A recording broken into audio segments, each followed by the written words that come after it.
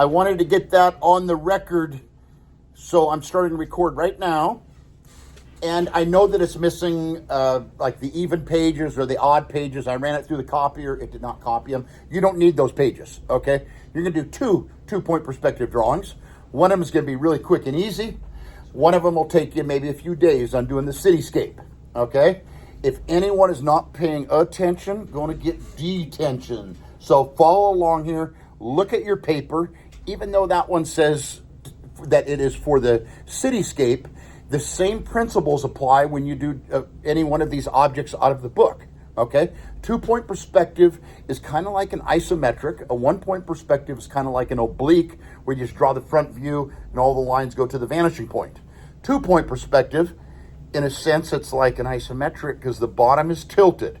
If you have a horizontal line on the bottom of your drawing, it is wrong, okay? Understand that. It should look like kind of like a V at the bottom, like a Chevy symbol, okay? So it's kind of cool for the people that are artistic. Whoa, hello. Because it doesn't have to be done just perfect. So what I did, to do the Rubik's Cube one, just because that's one that we've been doing a lot, you're familiar with, I took and put my paper and I folded in fourths, okay? So when I say we're not going to have to use the tools, really the only line that I have to use my tool for on this drawing is the vertical line, okay? So I go vertical line right here, and then if you have a hard time picking the vanishing points, I need all eyes up here. You're going to lose 5 points a shot if I have to stop and address and say, quiet, quiet, quiet. Okay, so I did my vertical line here. Now, just to make it easier, I pick a vanishing point there and there. Okay, now I said the bottom should be like a V, so you can go here, and it should be at an angle. If it is straight across or horizontal, it's wrong. Okay, the top, you can make the top come down to the vanishing point like this. And like this.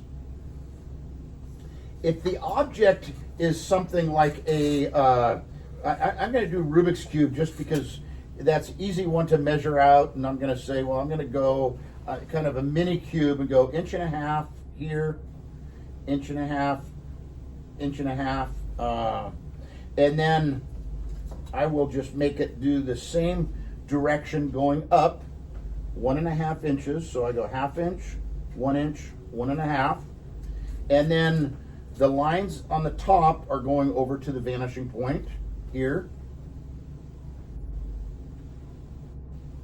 and here. These lines are going vertical.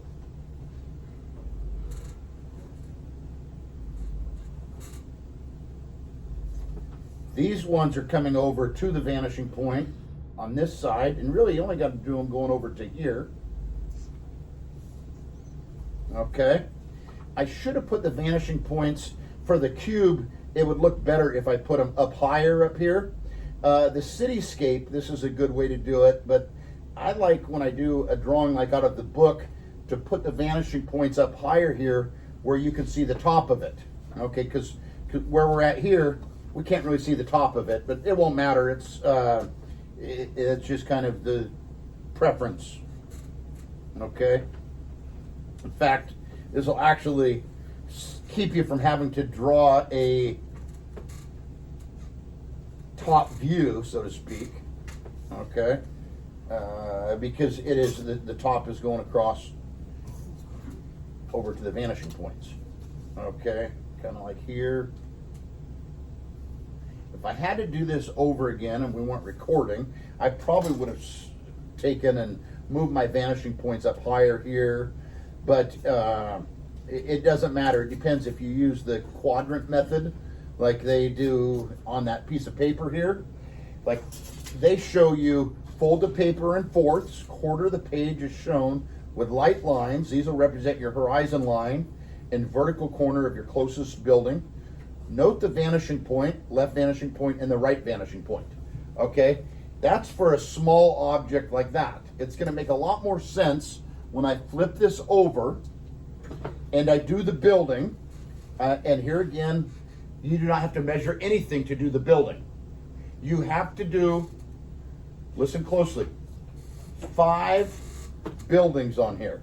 At least 5. You can do more if you want, but you have your right vanishing point, your left vanishing point, top vanishing point, bottom, and then from here, and you don't really need every page. As I told you, this has page 1, it has page 3, page 5, and missing the last one, but this is plenty to do it, okay? This you just basically just a guide anyway.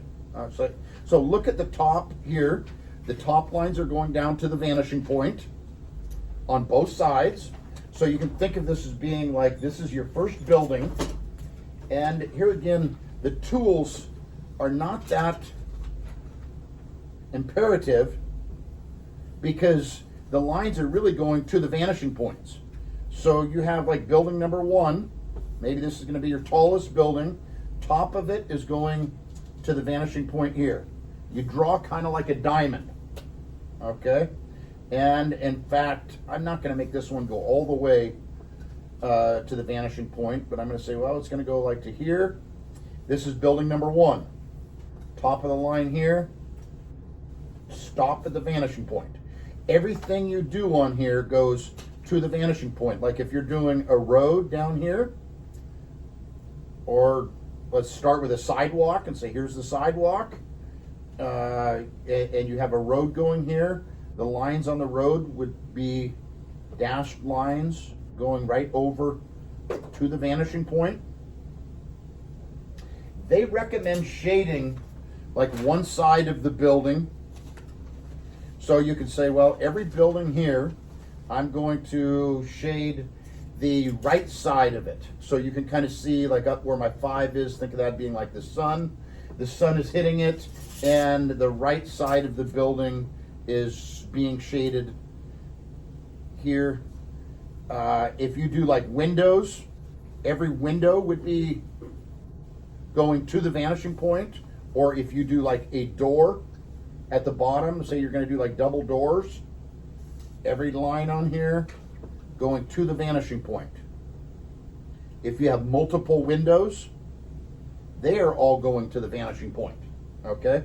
And then what I'd like you to do, just for fun, you know, do the buildings that maybe have different heights, just so you can see how those guys also would be going like from here to the vanishing point. You know, that one's not going to be it, but if you're doing all of the windows would be to the vanishing point, the doors would be the street to the vanishing point, sidewalk to the vanishing point, and I figured that I'd just do like one side of it. What I want you to do, since we're doing a cityscape and doing buildings, and implement a little bit of marketing and say, well, this is like this is a Nike building, or this is the Toyota dealership, or this is whatever your 5 businesses. This is Costco. I wonder if Costco has any skyrise Costcos, or if they're all just like a block warehouse. You got the world's biggest, the world's biggest wholesaler right here next to the world's biggest retailer, Walmart. And shade them out. I don't need to do the whole thing, but use this as a guide.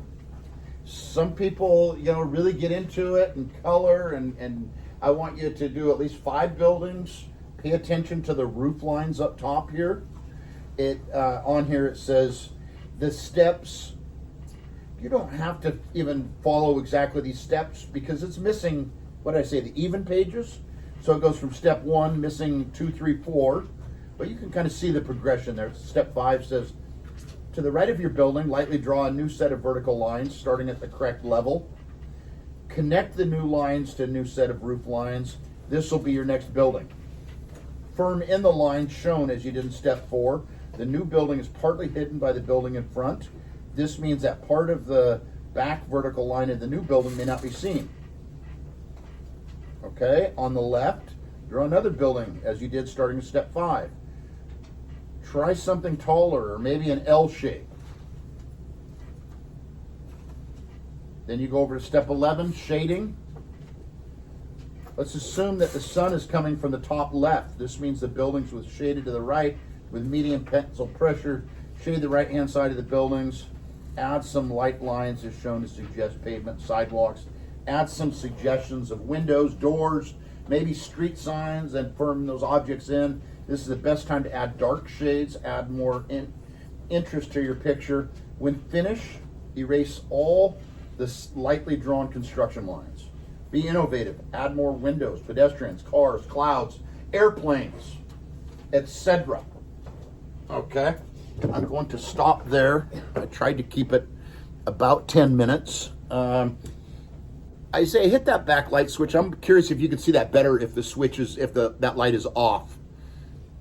Now the other one, both of them off. Yeah, other one off too. Now, you guys could probably see it here better. The video looks like it's about the same. So the end, 2-point perspective.